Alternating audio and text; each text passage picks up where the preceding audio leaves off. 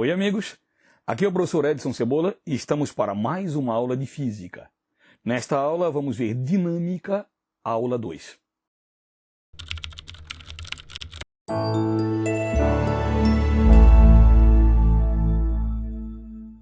Amigos, aula passada a gente falou sobre leis de Newton. Lembram-se? Princípio da inércia, da massa e da ação e reação. Fizemos alguns exercícios, verificamos algumas situações de cotidiano. A aula de hoje é uma continuação. Nessa aula de hoje, nós vamos iniciar falando sobre a chamada máquina de Atwood, popularmente conhecido aí nos meios da engenharia como moitã. Aliás, é uma cena muito engraçada, né? O indivíduo sai da arquitetura, sai da engenharia, vai para uma obra, vai fazer um estágio e chega lá e chama os peões e diz: instala ali uma máquina de Atwood para a gente pintar a parede.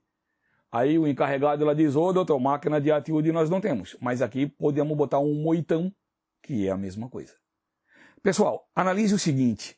Considere o sistema de polias a seguir representado, onde o indivíduo está segurando em equilíbrio, ele está segurando apenas uma caixa A de massa 50 kg, em um local onde a aceleração da gravidade é 10 metros por segundo ao quadrado. Perceba a figura. Amigo, que força o indivíduo exerce na corda? Qual é a força que ele exerce para segurar? Segurar, ou seja, o sistema está em repouso. Ora, se ele está segurando, ele está puxando a corda. Se ele puxar a corda com bastante força, esse corpo A vai subir acelerando. Se ele soltar, o corpo A desce acelerando. Dependendo da força que ele exerce aqui, o corpo A pode subir ou descer em movimento uniforme, ou ainda ficar parado, que é o caso. Senhores, como é que a gente faz? Observem as polias. Lá em cima eu tenho uma polia fixada no teto. E aqui eu tenho duas polias móveis, perceba. Bom, vamos analisar. Primeiro de tudo, quais são as forças que estão atuando? Percebam, no ponto A, ou na caixa A, quem é que puxa a caixa A para baixo? Sempre. Quem é que puxa qualquer corpo para baixo? O peso. Então aqui vai atuar o peso de A. Senhores, quanto é que vale o peso de A? Peso de A é massa de A vezes a aceleração da gravidade. Massa 50, gravidade 10, 500 newtons. Então, para baixo, 500 newtons. Ora, se o indivíduo está puxando aqui ou segurando, essa corda aqui, vai exercer no A uma força para cima, uma tensão. Senhores, como o A está em equilíbrio, o valor da tensão que essa corda exerce no A é igual ao do seu peso. Ou seja, essa tensão aqui, vai estar em equilíbrio igual ao peso, vale 500 newtons. E se por acaso o A estivesse subindo, acelerando? Bom, aí eu utilizaria a segunda lei de Newton. Força resultante, massa vezes aceleração. Ou seja, a força que puxa menos a que atrapalha é igual a MA. Aí eu faria tensão, que eu não saberia o valor, menos peso de A, igual a massa de A vezes a aceleração que foi dada, teria nova tensão. Se por acaso está subindo ou descendo, acelerando, eu tenho que utilizar a segunda lei de Newton para saber a tensão. Agora, se está parado, ou se está subindo ou descendo em MRU, está em equilíbrio. Nesse caso, o peso de A tem numericamente igual a tensão. Então aqui, para baixo, 500 newtons, para cima, 500 newtons. Amigo, esse 500 newtons está preso aqui, nessa polia. Essa polia está suportando 500 newtons. E essa polia, ela está sendo puxada para cima por um pedaço de corda aqui e o outro do outro lado. Então essa força 500 newtons se divide em duas. De tal maneira que vai ter 250 newtons de um lado e 250 newtons do outro. O 250 newtons daqui, está preso lá em cima. Então aqui nesse nó, ele está suportando uma força de 250 newtons. O 250 newtons do outro lado está preso nessa segunda polia. Daqui para baixo, na segunda polia, a força é 250 newtons. Nessa polia ocorre o mesmo fenômeno. Uma corda, um pedaço da corda puxa aqui, o outro aqui. É a mesma corda. Se é a mesma corda, tem que ser a mesma força. Perceba, aqui é 250. Então vai 125 newtons de um lado, 125 newtons do outro lado. Esse 125 newtons aqui em verde, está preso no nó lá em cima. Esse nó está suportando 125 newtons. O outro 125 newtons, observe, está preso na mão do indivíduo. Então esta é a força que o indivíduo faz, 125 newtons. Conclusão, qual é a resposta para a pergunta? Qual é a força que ele exerce na corda? 125 newtons.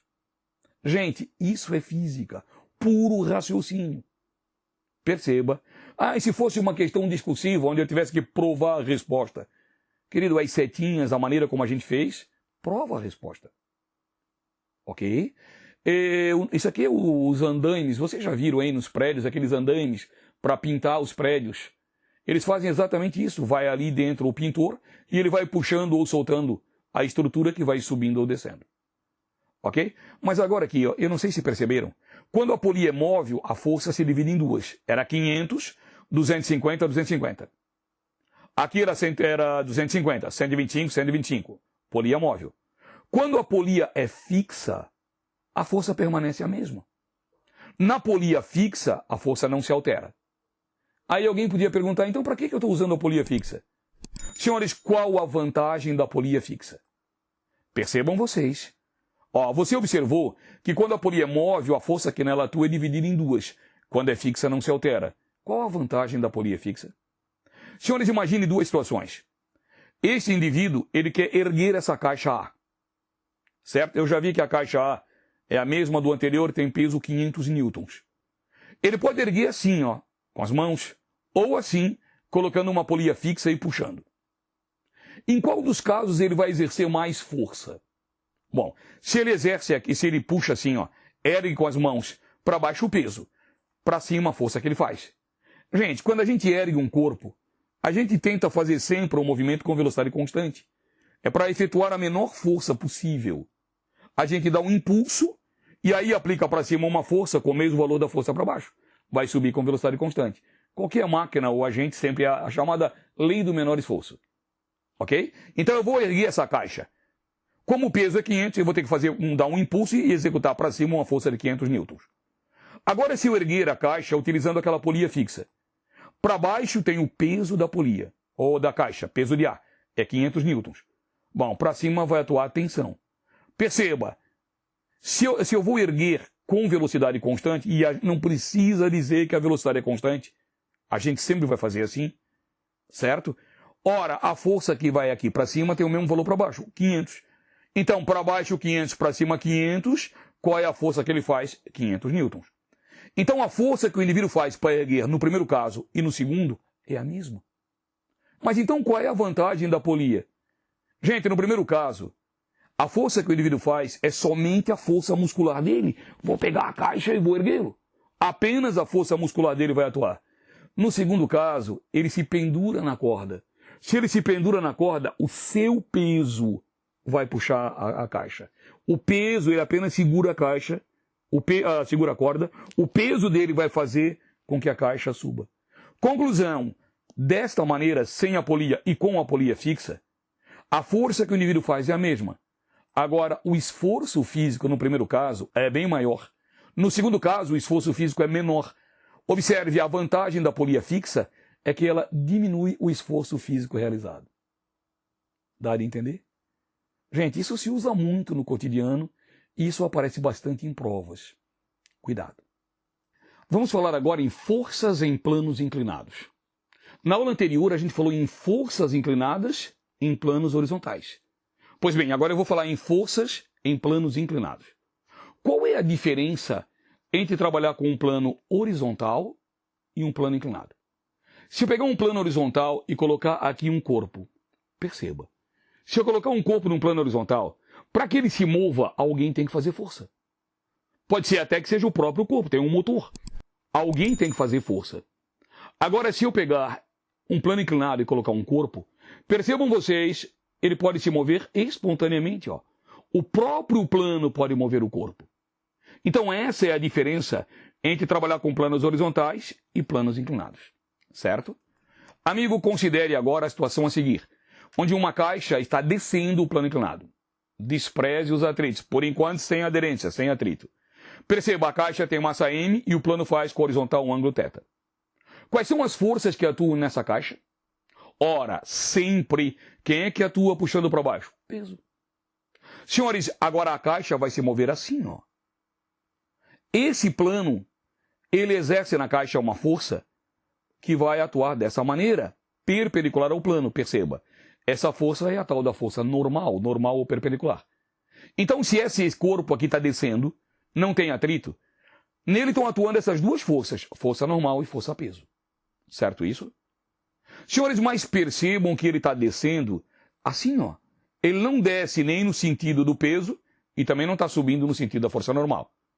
Ora, o que eu tenho que fazer aqui para observar? Senhoras e senhores, eu vou pegar essa força-peso, como o movimento não é no sentido dela, mas ela gera o movimento, eu vou pegar essa força-peso e vou decompô-la ortogonalmente. Olha o que eu fiz. Eu peguei o peso e decompus em Px, Py. Gente, ou eu considero a existência do peso e não tem as componentes Px, Py, ou eu considero o Px, Py e não tem mais o peso. Como o movimento vai ser assim, eu vou considerar dessa maneira, o Px está puxando. Detalhe, Px e Py não são forças, são componentes da força-peso. Continua atuando aqui na caixa somente duas forças, a força normal e o peso. Detalhe, por que esse corpo cai segundo o Px e não segundo o Py? Porque o piso segura, o piso exerce a força normal. Gente, nesse caso, a força normal e o Py se anulam. Ora, a gente estava habituado a trabalhar em planos horizontais. Planos horizontais, a força normal se anula com o peso. Peso para baixo, força normal para cima. Plano inclinado, a força normal se anula com o Py. Observe a diferença. Senhores, se eu considerar agora esse triângulo aqui, ó o peso, ok? Esse piso e a horizontal, ó. Observa o triângulo. Se aqui é, por exemplo, 30 graus, aqui vai ser 90, esse ângulo aqui, ó, vai ser 30. Ora, entre Py e essa plataforma é 90. Se eu desenhar aqui para baixo o peso, se esse ângulo aqui for 30, esse outro, aliás, se esse for 60, esse outro é 30. O que eu quero dizer é que sempre esse ângulo é igual a esse ângulo aqui, ó. Esse ângulo formado entre o peso e o Py é igual a esse. Se eu pegar esse triângulozinho aqui, ó, acompanhe o mouse, e colocá-lo aqui, para baixo o peso. Assim o Py, essa linha, era o mesmo tamanho de Px. Senhores, aqui o ângulo, hipotenusa, cateto adjacente, cateto oposto. Seno do ângulo é cateto oposto sobre hipotenusa. Ou seja, seno do ângulo é igual, quem é o cateto oposto? Px. Hipotenusa é o peso. Da onde eu tiro que Px é peso seno do ângulo, ou seja, Px é mg seno do ângulo. Senhores, eu sei que cosseno do ângulo é cateto adjacente sobre hipotenusa. Ou cosseno do ângulo é igual, quem é o cateto adjacente? Py, hipotenusa é o peso. Da onde a gente tira que Py é peso cosseno do ângulo. Ou Py é igual a mg cosseno do ângulo. Pessoal, eu havia falado lá no começo, lá na cinemática, eu falei o seguinte, a gente trabalha sempre com ângulo horizontal. Ok? Então nós falamos em decomposição ortogonal de vetores, falamos em lançamento parabólico de projéteis, e falamos na aula passada em forças oblíquas a um plano, oblíquas ao movimento, forças inclinadas. Eu falei o seguinte, sempre com uma exceção, então não é sempre. A componente x é cosseno e a componente y é seno. Com uma exceção, a exceção é aqui. Ok? Px, mg, seno do ângulo. Py, mg, cosseno do ângulo. Cuidado. Aula passada eu ainda vi que fx era f cosseno do ângulo. Px é mg, seno do ângulo. Eu havia visto que fy era f seno do ângulo. Py é mg, cosseno do ângulo. Cuidado com isso. Ok? Sugestão, faça uma fichinha e escreva as fórmulas. Ok? Vamos adiante. Senhoras e senhores, sequência. Pessoal, uma frase que eu vou prová-la lá na aula sobre atrito, mas já colocamos agora. Com ou sem atrito? A aceleração adquirida por um corpo colocado em um plano inclinado independe da massa. Como assim? Se eu tenho uma rampa, eu tenho duas esferas, uma de massa 200 gramas, outra de massa 500 gramas. Se eu pegar e colocar as duas, aqui está a rampa. Se eu colocar as duas na mesma linha e soltá-las, as massas são diferentes. Elas vão cair com ou sem atrito e elas vão tocar aqui embaixo a base no mesmo instante. Então a aceleração que atua nelas independe da massa. Isso nós vamos provar ainda lá em atrito, mas já coloquei. Certo? E para encerrar a parte conceitual da nossa aula de hoje, Vamos falar sobre forças elásticas. Vamos falar sobre a tal da lei de Robert Hooke. Você já deve lembrar do Robert Hooke, século XVII. Quando se estuda biologia, a gente estuda ele na citologia. Foi o primeiro cara a desenhar uma célula, no caso uma célula de cortiça. Quando se estuda ótica, fala-se no Hooke. Para desenhar a célula de cortiça, ele teve que enxergar a célula de cortiça. Para isso, ele inventou um microscópio. Quando se fala em dinâmica, é o mesmo Robert Hooke. Certo? O Hooke tinha um filho, segundo diz a lenda, sei lá se é a lenda. Ele tinha um filho jovem e o filho quebrou o braço. Imagina o que era no século XVII alguém fazer uma terapia para um braço quebrado.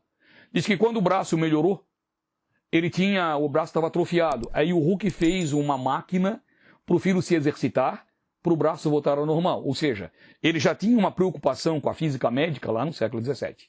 Como é que era a máquina do Hooke? Ele pegou uma plataforma, um pedacinho de madeira, colocou uma mola, e o guri simplesmente pegava a mola e puxava e soltava. Puxava e soltava. Um exercício fisioterápico. Ok? Isso era Robert Hooke, século XVII. O que interessa dele para nós agora? Senhores, considerem uma mola helicoidal, espiralada, apoiada num piso e presa por uma de suas extremidades, ainda vou desprezar os atritos. Senhores, observem a mola. Gente, se eu puxar a mola, se eu aplicar uma mola com uma força para a direita, a mola estica. Se eu atuar na mola uma força, se eu empurrá-la para a esquerda, ela se contrai. Se eu aplicar uma força na mola, quando ela começa a esticar ou a contrair, ela está bem leve. A gente diz que está bem molinha. Na medida que estica, vai ficando mais difícil, chega um momento que mesmo eu puxando, não estica mais. Mesma coisa se eu vou contrair. Eu começo a contrair, chega um momento que eu tento contrair e ela não contrai mais. Então, a força que vai atrapalhar o meu movimento, tanto quando eu estico, quanto quando eu contraio, não é constante. Quando começa, a força da mola é muito leve, depois ela vai ficando mais intensa. Pois bem, se eu chegar à mola e puxá-la, se eu aplicar uma força para a direita, ela estica. Gente, mas isso aí se aplica não só à mola, a qualquer corpo. Se eu pegar a minha blusa e puxar, ela estica. Se eu puxar a orelha, ela estica. Se eu pegar uma caneta e puxá-la assim, ela estica? Claro. Só que aqui eu não vejo nada. Ou seja, aqui o processo é muito menor. Mas sempre vai provocar uma deformação, por menor que seja. Certo? Bom, vamos trabalhar, vamos voltar à mola que é mais fácil de entender. Eu puxei a mola, ela esticou. Certo isso? Gente, se eu soltar essa mola, poing, ela volta para o início. Na mola atua uma força elástica que tende a puxá-la para a posição inicial. Repito, essa força elástica não é constante. Aqui não tem força elástica nenhuma, é zero. Ó. Na medida em que eu vou esticando, puxando a mola, essa força elástica vai aumentando. Quando chegou aqui, está maximamente esticada. Nesse momento, o valor da força elástica é igual ao valor dF. Ok? Mesma coisa se eu pegar a mola e comprimi-la. Quando eu começo a comprimir, não tem força elástica. Na medida que eu vou comprimindo, vai surgindo. Imagina que aqui a mola está maximamente comprimida. Olha só a força elástica. A força elástica sempre tende a colocar a mola na posição inicial. Certo? Essa mola está deformada, aqui ela foi alongada e aqui comprimida. A deformação pode ser um alongamento ou uma compressão. Esse alongamento ou compressão eu simbolizo pela letra X. Aqui o X é um alongamento, aqui é uma compressão. Gente, a lei de Hooke diz o seguinte: a força elástica que atua numa mola deformada, ou seja, alongada ou comprimida, é diretamente proporcional à deformação. Quanto maior o X, mais força elástica. Assim, a força elástica é igual a Kx, onde esse K é a chamada constante de elasticidade, ou coeficiente de elasticidade, ou simplesmente constante elástica, no caso da mola. E o X é a deformação da mola.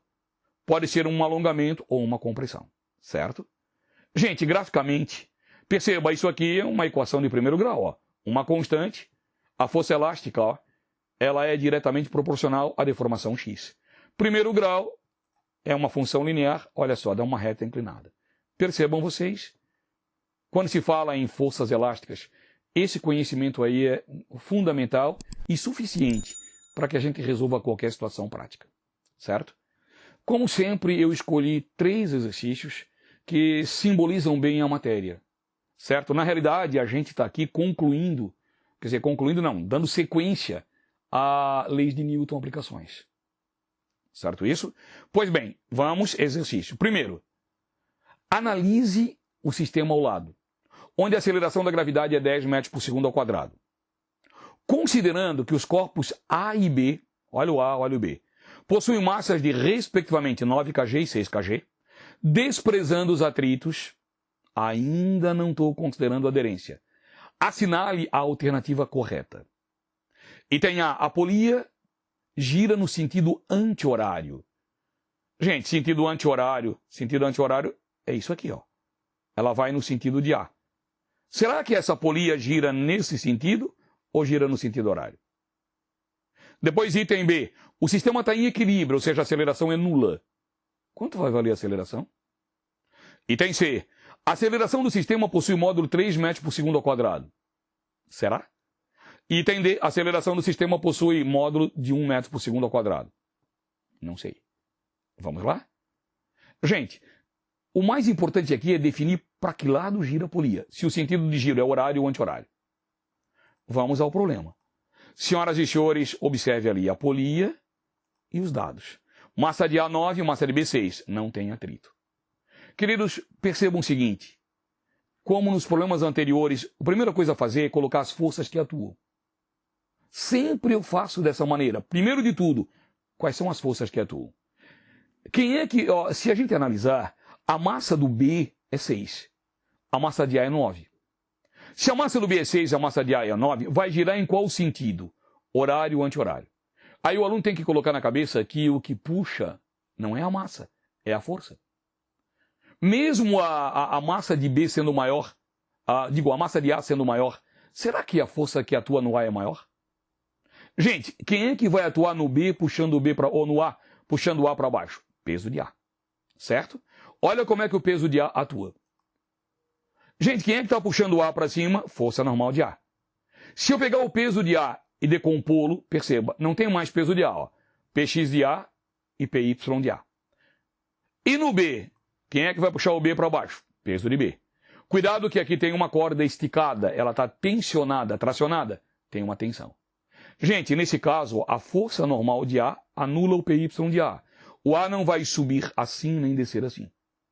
Então, quais são as forças que puxam o sistema? Px de A e peso de B. Gente, o sistema vai girar no sentido da maior. Então, vamos raciocinar. Não tem atrito. Ó. Px, acabamos de ver, é mg seno do ângulo. Px de A, massa de A, g seno do ângulo. Px de A é igual, massa de A é 9, gravidade 10. Seno de 30 graus é dado, e tu sabe, 1/2. Conclusão, Px de A, 45 newtons. Para cá, a força que atua é 45 newtons. E por outro lado, atua o peso de B. Lembra que a força normal de A se anulou com o Py de A. E lembra que o peso de A eu decompus em Py de A e Px de A. Senhores, peso de B é massa de B vezes G. Massa de B 6, gravidade 10, peso de B deu 60 newtons. Senhores, observem, por favor. A força que atua no A é 45. A força do B é 60. Então, não obstante a massa de A ser maior que a massa de B, a força que atua no A é menor. Ó. A massa de A é maior, mas a força que atua no A é menor. Então, a força do B é maior. Logo, vai girar assim. Ó. Como o Px de A é menor que o peso de B, a polia vai girar no sentido horário. Ó. Vai se mover assim.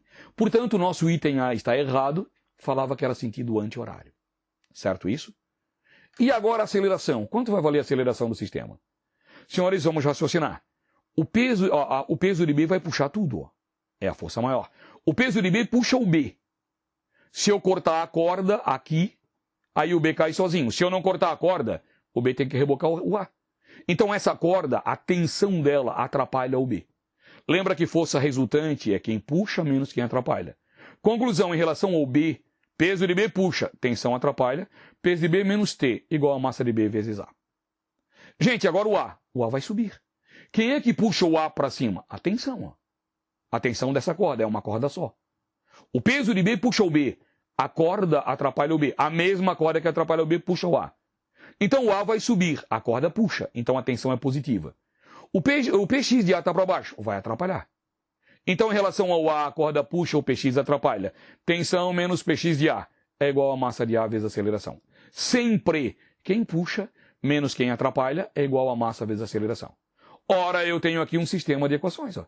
Se eu somar, menos T mais T anula. Ó. Sobrou peso de B menos Px de A. É igual, colocando A em evidência, a massa de B mais massa de A vezes A. Gente, peso de B é 60, Px de A é 45. A massa de B é 6, a massa de A é 9 vezes A. Fazendo a continha, a aceleração deu 1 metro por segundo ao quadrado. Ora, o item B disse que o sistema estava em equilíbrio. Se fosse equilíbrio, a aceleração era 0, está errado. Senhores, o item C dizia que a aceleração era 3 metros por segundo ao quadrado. Está errado. Item D, aceleração 1 metro por segundo ao quadrado. Perfeito. Resposta a item D. Gente, esse problema não é nem fácil nem difícil. É o comum. Tu tem que saber fazer. Vamos atrás. Ok? Adiante, senhores. Sequência. Sequência, exercício 2. Olha a mola ali, gente, ó. Analise a figura a seguir, que representa uma mola inicialmente em repouso, está aqui, ó, e não deformada. Então não está nem alongada, nem comprimida. Com 10 centímetros de comprimento total. Esse comprimento, 10 centímetros. Atando-se, prendendo-se, um corpo de 3 kg, está aqui o corpo. Na base inferior da mola, se eu botar um corpo aqui, põe, a mola estica. Ficou assim, ó. Então esse corpo coloquei aqui, esticou a mola, ficou assim. A nova posição de equilíbrio ocorre quando a mola atinge um comprimento de 25 centímetros. Perceba? Senhores, então aqui, ó. Continuando. Essa mola, eu quero saber a constante elástica da mola. Essa mola estava assim, eu peguei aqui, pendurei um corpo de 3 kg, ela ficou assim. O problema me disse que o comprimento inicial da mola era 10 centímetros. Quando eu pendurei o corpo, o comprimento ficou 25 centímetros. Conclusão, essa mola esticou quanto? Esticou 15 centímetros, ou seja, 0,15 metros. Isso que a mola estica, ou se ela tivesse sido comprimida, o que comprime, é a chamada deformação. No caso, é um alongamento, é o X. Gente, eu quero saber a constante elástica da mola. Observe a caixa aqui, ó. Quem é que puxa o corpo para baixo? Peso. Para baixo vai atuar o peso, certo? Senhores, quem é que puxa para cima? A força da mola. Como é que a gente chama a força da mola? Força elástica. Senhores, está parado, ó. Estava assim na primeira figura. Eu prendi esse corpo, põe a mola, estica e parou assim. Ora, se está parado, está em equilíbrio. Se está em equilíbrio, o peso tem o mesmo valor da força elástica. Então, como está parado aqui, a mola esticou até parar. Peso numericamente igual a força elástica. Gente, nós sabemos que peso é igual a mg. E força elástica é kx. Ou seja, mg é igual a kx. A massa é 3, gravidade 10. O K da mola constante eu quero saber. O x é 0,15, não esqueça de passar para metro. Cuidado. Conclusão, o K, 30 sobre 0,15 vai dar 200 newtons por metro. Resposta, se analisar as alternativas A, B, C, D e E, item E. É outro problema comum. É aquele que não posso considerar nem fácil nem difícil, é comum. Tem que saber a matéria para fazê-lo. E ele aparece muito. Aparece assim ou numa outra situação maior. E, gente, para a gente encerrar a nossa aula, mais uma situação, um problema absolutamente comum em prova. De envolvimento geral agora. Certo? Imagina o seguinte, um corpo de 20 kg é colocado em uma balança. Primeira pergunta, o que mede uma balança? Lembra? Dinamômetro mede força. Dinamômetro é a balancinha de mola. Mede força. Normalmente é força-peso.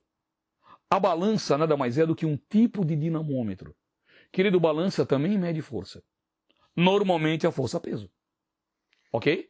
O detalhe é que a balança pode ser graduada para dividir o valor da medida pela aceleração da gravidade local. Então a balança, ela fornece a massa, mas ela mede o peso. Quando a gente sobe numa balança, a gente não vai se emassar, vai se pesar. Não vai aparecer em vestibular, uma balança mede o quê? A gente sabe que na química, eles consideram que dinamômetro mede peso, balança mede massa. Fisicamente falando, as duas coisas são... A balança nada mais é do que um tipo de dinamômetro. Mesmo a balança de prato. Na realidade, ela mede força e fornece a massa. Ó, balança de banheiro. Todo mundo já viu uma balança de banheiro. Pega na balança de banheiro e bota o dedo. Fiz força aqui. Aí ela vai dar um valor. Vai dizer que é a massa do teu dedo. Aquilo ali é o equivalente em newtons à força que tu fez. Ali ele vai passar para quilograma naturalmente. Mas aquilo ali vai dar o equivalente em newton à força que tu fez. Cuidado. Então, balança é um dispositivo usado para medir força. Pode fornecer a massa. Um corpo de 20 kg é colocado numa balança dentro de um elevador. O que faz uma balança dentro do elevador também só em aula de física, conforme a figura. Considere a balança perfeitamente graduada. É das boas. E a aceleração da gravidade local sendo 10 metros por segundo ao quadrado. Agora, cuidado. A balança está perfeitamente graduada. A massa do corpo é 20. Se a balança está assinalando 20,4 kg, podemos afirmar que nesse instante o elevador está em repouso, está subindo, está descendo, pode estar subindo ou descendo, e está em repouso ou movendo-se em movimento uniforme. Como é que é? Assim, amigo, aqui está o elevador, perceba, aqui embaixo a balança, aqui tem uma caixa. Ó. A massa da caixa é 20 kg, mas a balança está assinalando 20,4. O que está acontecendo com esse elevador? Vamos tentar raciocinar. Senhores, se eu pegar a caixa, observa ali a caixa, o corpo, ali a balança. Quem é que está puxando a caixa para baixo? Bom, quem puxa é o peso dela, peso real. Nesse caso, quem é que está puxando essa caixa, esse corpo para cima? Gente, o elevador tem um cabo. O cabo está puxando o elevador. O elevador puxa a balança. Como esse corpo está sobre a balança, então quem está puxando ele para cima é a balança. Então ali para cima, para baixo tem um peso real, peso é mg, massa real vezes g. Massa real é 20, gravidade 10, 200 newtons. O peso desse corpo, esse corpo aqui, é 200. Quem é que está puxando ele para cima? Ora, quem puxa ele para cima é a balança. Então aqui para cima atua a força que a balança faz. Essa força que a balança faz é o chamado peso aparente. É essa força que gera a massa aparente.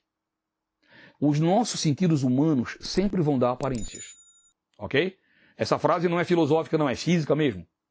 A gente sempre percebe aparências. Por exemplo, nesse momento vocês não estão me vendo. Vocês estão vendo a minha imagem. Casualmente aqui, eu e a minha imagem estão no mesmo lugar. Agora, se eu soubesse nadar, eu não sei, mas se eu soubesse nadar e eu mergulhasse numa piscina e alguém olhasse de fora, e havia a minha imagem fora do lugar onde eu estava, vai haver uma refração. Os sentidos humanos só percebem as aparências. Quando a gente coloca um corpo numa balança para verificar qual é a sua massa, aquele resultado que a gente observa é o aparente. Se a condição de pesagem for a ideal, aí o aparente é igual ao real. Aqui não é, ó. O elevador aqui está em movimento ou está acontecendo alguma coisa com o elevador de tal maneira que a massa aparente não é igual à massa real. Então, sobre esse corpo, para baixo, o peso real. Para cima, a força que a balança faz é uma força normal. Forma 90 graus com ela. Ó. Essa força que a balança faz é o peso aparente do corpo.